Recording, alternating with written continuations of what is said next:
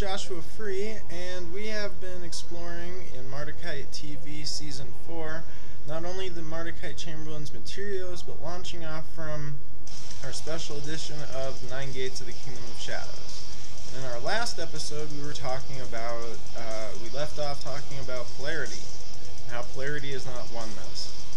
And this polarity and duality and the integration of opposites is something that's pretty profoundly integrated into most Western metaphysics, even Eastern traditions, and it can sometimes bring people a little bit down the wrong path when it comes to really the nature of energy in the universe. But I suppose, what does one do? You can climb the ladder of lights and unify the manifold natures of the existences found in the light. But is this the end? Is this the end of the work? You know, is ascension found at the Tower of Babel? Working back up the Tree of Life, if we're going to draw upon the Kabbalistic, the Seeker has uncovered a very dangerous glitch in the system, really, because it becomes apparent that this is not all there is. But where is it? And how is it that we can confront this hidden aspect for wholeness? How do we get to the other side? Because what most people have misunderstood is levels and dimensions and layers. It's all one. It's all one reality, one existence, one energy. But it becomes interpreted through catalysts. For example, an individual, a person.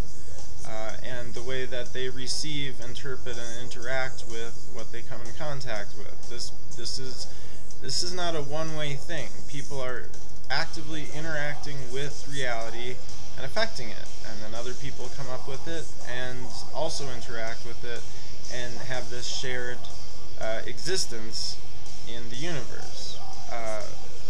And so what are considered gates or true levels are the fragmentations that were done in kind of the Babylonian period, when the systems were put in place, where things were meant to become more materially concrete. And a lot of this had to do with population. As the population grew, the systems that were put in place for this matrix reality had to become a little bit more complex. People were not accepting anyways the simplicity and actually peaceful existence that Sumerians shared in the pre-Babylonian times. And so for a modern seeker, after having moved through the gates of this universe, you inevitably find this final doorway. And these thresholds are mental in nature. They're like they're parameters. It's much like a radio, and this is the way all energetic existence and reality is when it's interpreted, operates. The radio band is all about us, and so what happens is an individual decides whether or not they're going to tune in to a specific part or not, give their attentions to it and their beliefs and their focus. But the other stuff that they're not paying attention to is just as real. It's not supernatural, it's not metaphysical, it's not another layer. These things are the way that humans have come to understand them in terms of dimensions and levels and layers. Humans are all about separation and forming systems and putting things in schemas, and this is how it works. And with reality, when you can actually use the occult is a Greek word meaning hidden. These things aren't supernatural or abnormal or breaking laws of the universe. They are simply something hidden. And so there's things that are hidden are generally just not in view or not able to be received by whatever faculties are currently in place.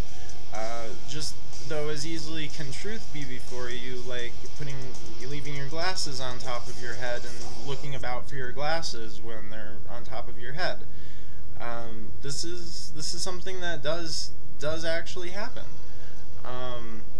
So essentially, There's nothing more horrifying than what one really finds as a human when everything you've done and worked towards and quested for, and through all the lights and the correspondences and the planetary signs and the magical timing of days and hours and all of this, that the system really exists on a background of nothingness, a primordial abyss of which seekers and mystics that seek true oneness are constantly in search of.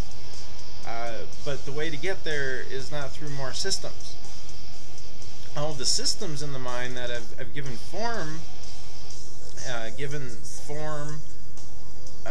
and space, the meanings that they have, because words and forms and lights and colors and all these things, these are semantic meanings that become programmed.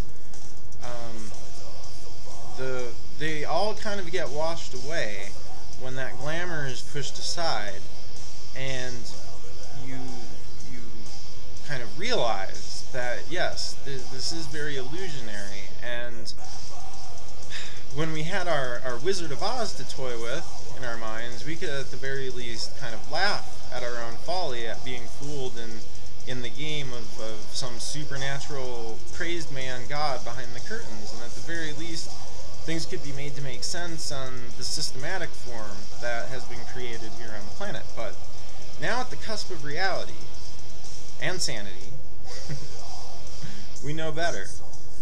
Because before you is the other side of the tree, crossing the abyss, into the beyond. This is where the mystic, the seeker, the magician has reached the edge, has reached the shadow.